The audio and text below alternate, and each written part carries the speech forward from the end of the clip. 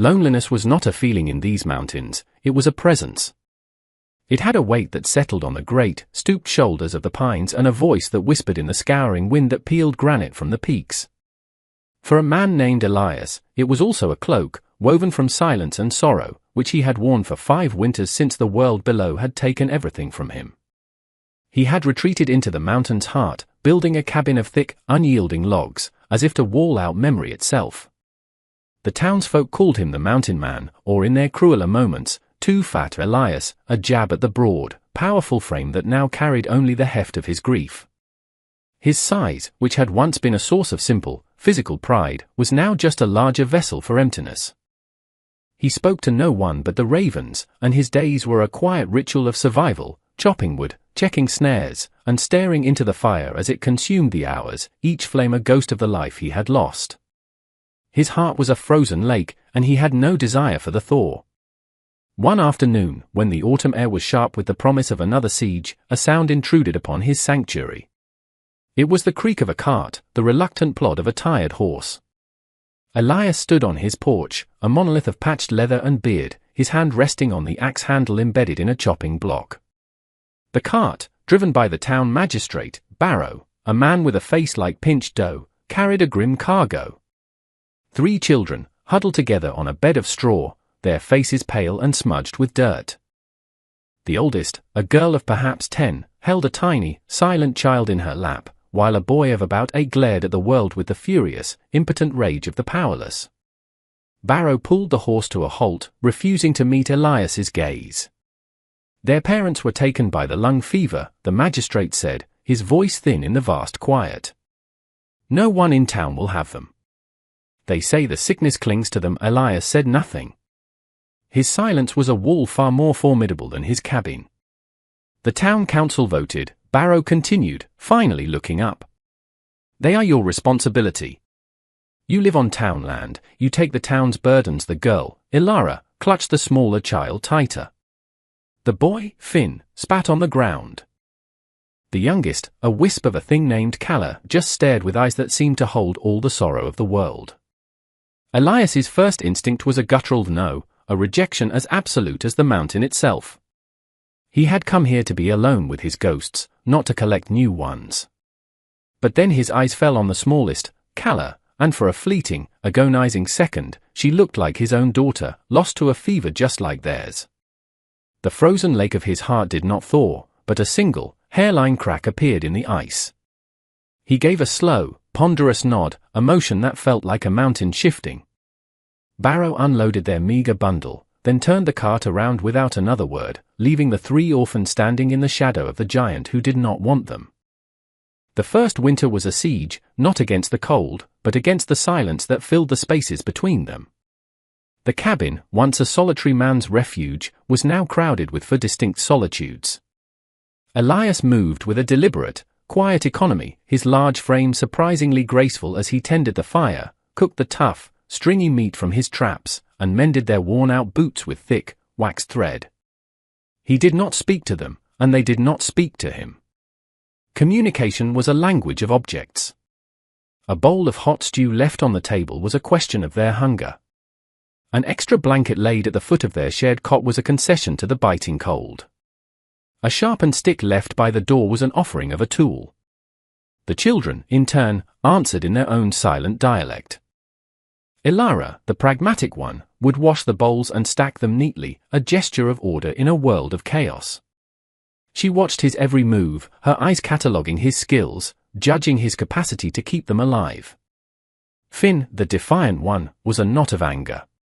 He would perform the tasks Elias set for him, hauling wood, fetching water, with a sullen fury, sometimes slamming a log onto the pile with a crack that echoed his own splintered spirit. Calla, the smallest, was a phantom. She moved through the cabin like a breath of mist, her presence felt more than seen. She would sit for hours by the fire, her thumb in her mouth, her gaze lost in the flames. Around her neck, on a thin leather cord, she wore a small, crudely carved wooden bird. Elias noticed it one evening as the firelight caught the dark wood. It was a starling, its shape simple but unmistakable. A flicker of something, a distant ache of a memory not his own, stirred in the back of his mind before he ruthlessly suppressed it. It was just a child's trinket, a relic from a life that was ash. He had enough relics of his own. Their survival depended on the unsentimental present. Mistrust was the air they breathed. When he skinned a rabbit, Finn would watch with a mixture of revulsion and fascination, his hand never far from a heavy piece of kindling, as if he expected the big man to turn on them at any moment. Elias was aware of their fear. He saw how they flinched when he moved too quickly, how their breathing would stop when he returned from the forest, his huge form filling the doorway, silhouetted against the blinding snow. He did nothing to soothe them. He simply provided food, warmth, shelter. It was all he had to give. His heart was a locked room, and he had long ago thrown away the key. When the world finally began to thaw, so too did something imperceptible within the cabin walls. Spring arrived not as a gentle guest but as a roaring force, the cracking of river ice like cannon fire, the meltwater turning the mountain paths into torrents. The oppressive silence of the snow-covered world was replaced by the cacophony of life returning. For Elias, it meant work. He took Finn out to check the snares, the ground now soft and forgiving. He didn't speak, he showed. He demonstrated how to read the tracks in the mud, how to find the game trails, how to set the wire loop so it was both effective and humane. He would point, grunt, and gesture with his large, calloused hands. Finn, at first resentful of the instruction, slowly became absorbed. The anger in his eyes was gradually replaced by a sharp, focused intelligence. He learned quickly, and one day, he brought back a grouse on his own. He laid it at Elias's feet, a silent offering of pride and proof. Elias met his gaze and gave a single, slow nod of approval. It was more than 1,000 words of praise. For Elara, the lessons were in the green shoots that pushed through the soil. Elias showed her which roots to dig for, which leaves were medicine and which were poison. He taught her how to tap the birch trees for their sweet, clear water. Her natural caution made her a meticulous student. She would bring him plants for inspection, her brow furrowed in concentration, waiting for his nod before adding them to her basket. She was rebuilding their security, one edible root at a time. Her fear of him had softened into a kind of wary respect. He was no longer a monster, but a mountain, vast, unknowable, but solid. Calla remained his shadow. She would follow him as he worked, her small feet making no sound. While he split logs, she would gather the chips of wood. While he repaired the roof, she would sit on the porch below, weaving blades of grass into intricate patterns. She never asked for anything, but her presence was a constant, quiet question. One afternoon, as he sat carving a new handle for his axe, she approached and sat beside him. He continued his work, the knife peeling away long, fragrant curls of pine. After a long while, she reached out a tiny hand and laid it on his forearm, just for a moment. Her touch was as light as a moth's wing. It sent a jolt through him, a warmth that was entirely unfamiliar. He stopped carving. He looked down at her, and she looked back, her wide, solemn eyes holding no fear at all. In that moment, the hairline crack in the frozen lake of his heart widened, and for the first time in 5 years, he felt the painful, terrifying sensation of a single drop of water seeping through. Summer came in a wave of green and gold, and with it, a new rhythm. The cabin was no longer just a shelter from the storm, it was becoming a home. The days were long and filled with a purpose that went beyond mere survival. They were building. Elias, with Finn now a surprisingly strong and capable assistant, added a linter for storing firewood. The sound of his hammer echoed through the valley, a steady, declarative beat. He taught the boy how to notch logs, how to read the grain of the wood, how to build something that would stand against the wind. Finn's hands, once clenched into useless fists of rage, were now learning to create. He was finding an outlet for his intensity, shaping the world around him instead of just railing against it. Elara took charge of the garden, a small plot of land Elias had cleared behind the cabin. With the herbs and seeds she had carefully gathered, she cultivated neat rows of hardy vegetables and medicinal plants.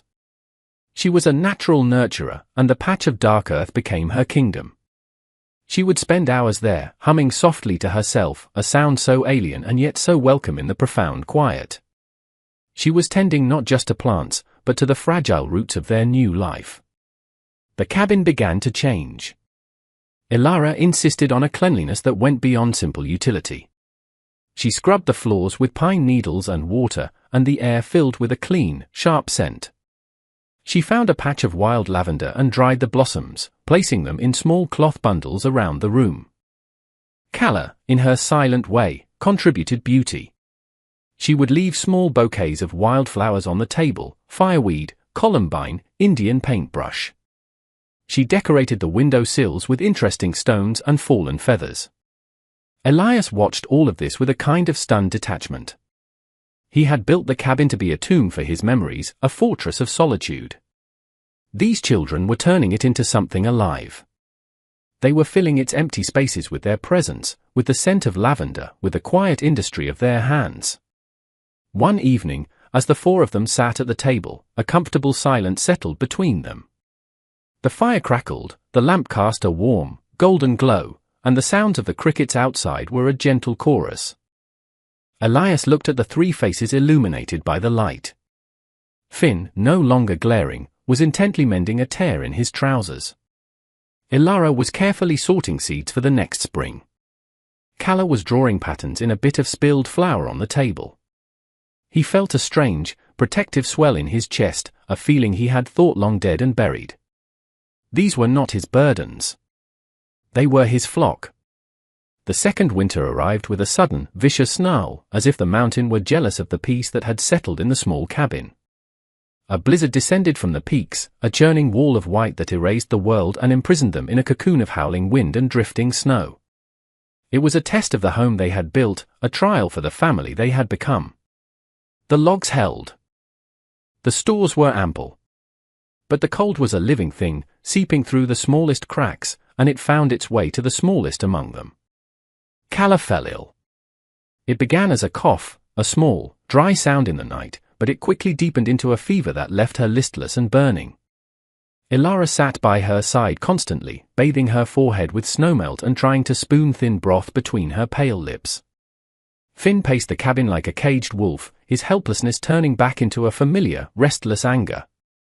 Elias watched, a cold dread gripping him, a terrible echo of the past. He recognized the rasp in Calla's breathing, the glassy look in her eyes. It was the same lung fever that had taken his wife, his daughter, and the children's parents. But this time, he was not helpless. Anya, his wife, had been a healer.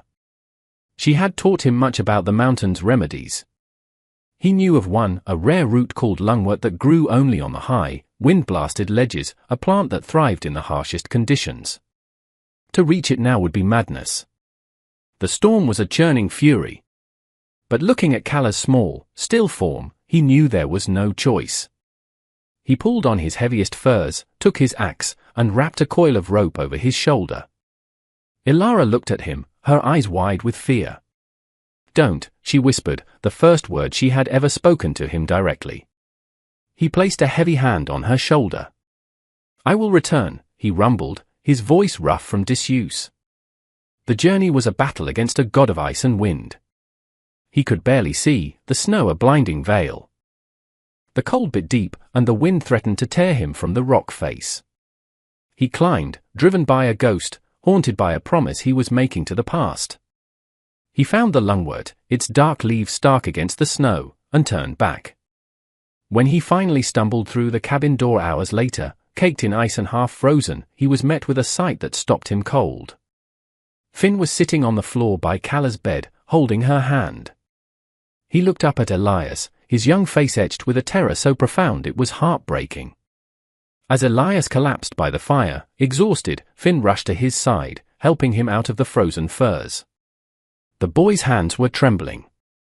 Elias, thinking ahead to the spring, had considered taking the children back down to the valley once Calla was well. They were strong now, capable. They could be fostered, find a proper life. He had done his duty. But as he sat there, catching his breath, Finn looked at him, his defiant mask completely gone, replaced by a raw, desperate vulnerability. "Stay," the boy begged, the word a ragged plea. "Don't leave. Stay." It was not a request. It was an anchor, thrown from a boy who had lost everything, trying to moor himself to the only solid thing left in his world. In that moment, Elias knew he was not just their keeper. He was their home. And he was not going anywhere. Years passed like the turning of the seasons, each one deepening the roots of their unlikely family. Finn grew tall and strong, his anger honed into a quiet, watchful strength. He knew the mountain as well as Elias now, his hands as capable with an axe or a snare. Elara blossomed, her pragmatic nature softening into a gentle authority. The cabin and its surroundings were her domain, a place of order, healing, and abundance. Calla, though still quiet, was no longer a phantom. Her silence was a deep well of observation and wisdom. She communicated with a glance, a touch, a shared smile that could light up the entire cabin. The word orphan had long since faded from their lives, replaced by the unspoken truths of brother, sister, and something akin to father. The carved starling still hung around Calla's neck, its wood now smooth and dark from the touch of her hands. One evening, as she sat with Elias by the fire, she held it up to the light. She was nearly a young woman now, her eyes holding the same old soul gravity they had when she was a child. "He has a name," she said, her voice soft but clear. Elias looked at the bird. "It's just a carving, little one, no," she insisted gently. "A name." Anya gave him 1 inch. The name struck Elias like a physical blow. Anya. The sound of it, unheard for so long, was a key turning in a rusted lock deep inside him. His hand stilled. The world seemed to stop spinning. "Anya," he whispered, the name a strange and painful shape on his tongue. "Who is Anya?" Calla looked at him, her expression serious. "The mountain woman. The healer. My mother was sick, a long time ago. Before the fever. Anya would come down from the mountain to give her herbs. She carved this for me. She said starlings are tough. She said they know how to survive the winter." The story tumbled out of her, a memory preserved in the amber of childhood. A kind woman with warm hands and eyes the color of the summer sky. A woman who smelled of pine and chamomile. A woman who hummed as she worked. Elias felt the air leave his lungs. He saw it all with a sudden, devastating clarity. His Anya, his healer wife, making secret trips to the village to help those in need, never telling him because she knew he worried. He remembered her carving by the fire, her hands deft and sure, coaxing life from a block of wood. He remembered her fascination with starlings. He had thought his grief and their tragedy were two separate, parallel lines of sorrow. He was wrong. They were woven together, threads in the same tapestry of loss. Anya had known their mother. She had held this child. She had tried to save them. He was not a stranger who had taken in 3 orphans. He was the unwitting inheritor of his wife's final act of kindness. He reached out and gently touched the starling, his large finger tracing the shape his wife's hands had made. A decade of ice in his heart didn't just crack, it shattered. The grief was still there, a vast and deep lake, but it was no longer frozen. Tears, hot and unfamiliar, streamed down his face and into his beard. Calla watched him, and then she leaned her head against his massive shoulder, a silent, perfect understanding passing between them. The past, however, is never truly buried. It is merely sleeping. One day in late summer, a man on a fine horse rode up the mountain path. He was dressed in the clothes of a wealthy merchant from the city, his face sharp and predatory. He introduced himself as Silas Blackwood, and the name alone was enough to make the blood in Elias's veins run cold. Blackwood was the man who had owned the land Elias and Anya had once farmed, the man whose greed had forced them into a debt they could never repay, driving them from their home and indirectly leading to the accident that had claimed Anya and their daughter. He was the architect of Elias's exile. "This is a surprise," Blackwood said, his eye scanning the well-kept cabin, the thriving garden, the sturdy woodpile, with a calculating gaze. "I purchased this entire tract of mountain land from the town council. A delinquent tax sale. Imagine my shock when my survey maps showed a squatter's residence. He produced a rolled-up deed, the official seal glinting in the sun. Finn, now a young man of 18, stepped forward, his hand resting on the axe propped against the cabin wall. Elara came to stand on the porch, her arms crossed, her expression unreadable. Calla emerged from the trees, a silent wraith joining their ranks. Blackwood's eyes flickered over the three of them with disdain. "And you collected vagrants, I see." No matter, he turned his cold gaze back to Elias. "I am a reasonable man. I will give you 1 week to gather your things and your attachments, and vacate my property." The word property hung in the air, an insult to the life they had built. This land was not a set of lines on a map, it was their home, consecrated by sweat, by sorrow, and by love. Elias looked at Blackwood, and for the first time in years, the old, dormant rage began to stir within him. This man, this ghost from a life of pain, had come to shatter the peace he had so painstakingly found. But before he could speak, Finn took another step forward. "This is our home," Finn said, his voice low and steady, not the hot anger of a boy, but the cold resolve of a man. Blackwood chuckled, a dry, dismissive sound. "A boy with an axe does not frighten me. The law is the law." He looked past them, toward the tall pines and the clear, running stream. "I plan to bring logging crews up here by winter. This is all coming down." The week that followed was thick with a tension that was worse than any winter storm. Silas Blackwood had set up a lavish tent a short distance down the mountain, a visible, arrogant symbol of his claim. He made no further move, content to let the deadline approach, certain of his victory. Inside the cabin, a profound quiet reigned, but it was not the quiet of peace. It was the heavy silence of a decision being weighed. Elias did not sleep. He sat by the dying embers of the fire each night, the deed Blackwood had shown him seared into his mind. He was a squatter. Legally, he had no right to be here. The world he had fled, with its rules and its paper and its cold transactions, had finally found him. His first instinct was to protect the children.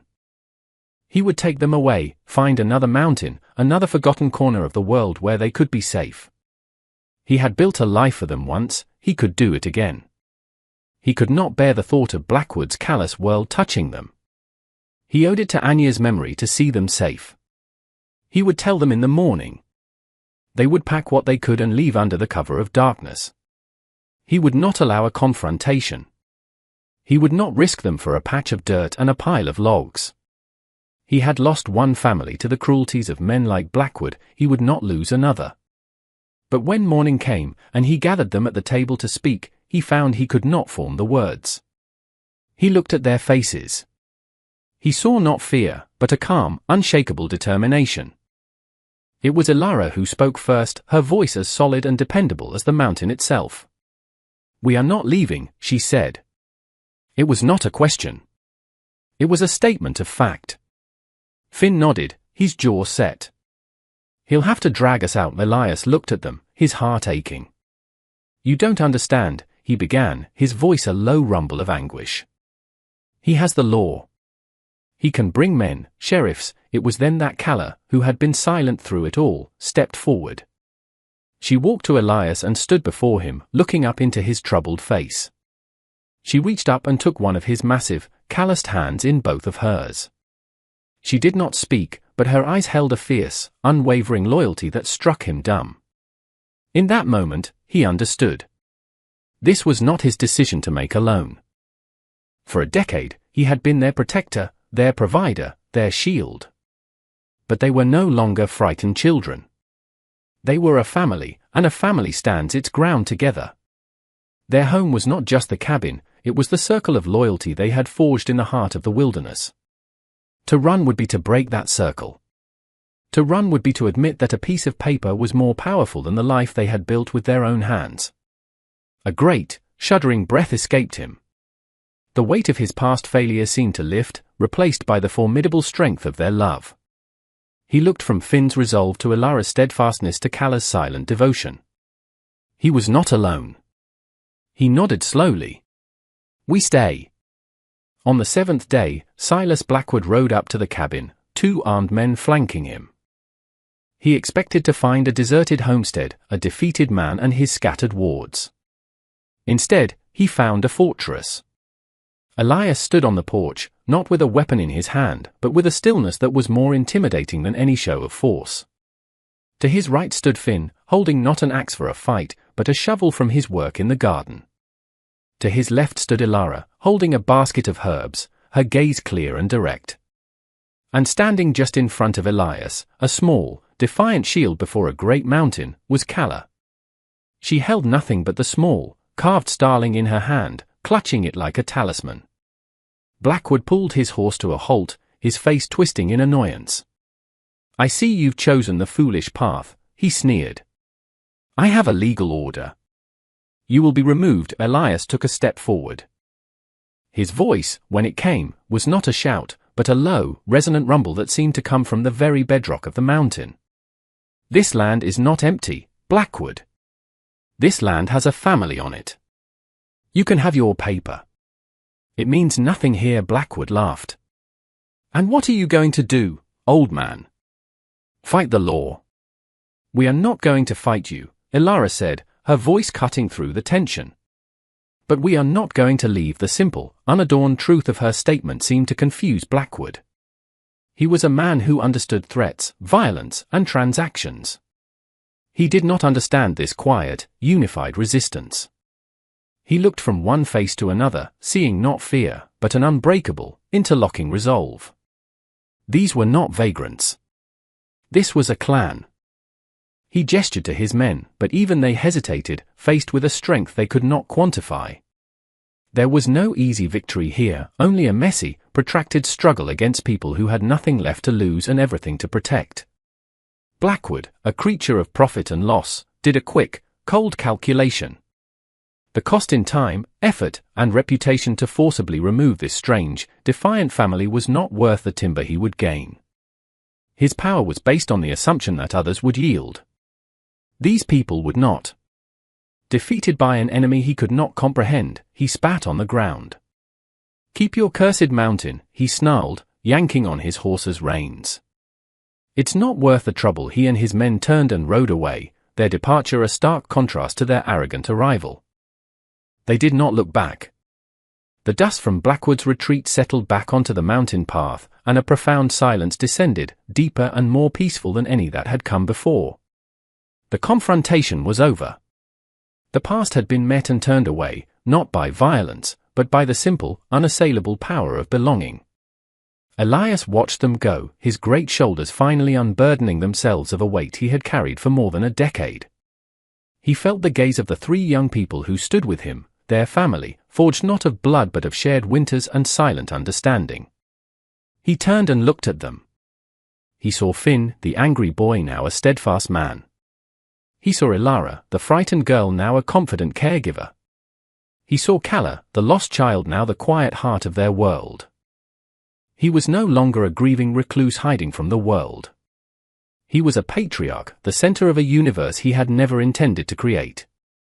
Kala stepped toward him and held out her hand. In her palm lay the wooden starling. He looked down at it, the small bird his Anya had carved, the totem that had unknowingly connected all of their stories. It was no longer a symbol of what he had lost. It was a testament to what he had found. It represented a kindness that had echoed through time, a love that had planted a seed in one family and seen it bloom in another. He gently closed Kala's fingers over the bird. "It's yours," he said, his voice thick with emotion.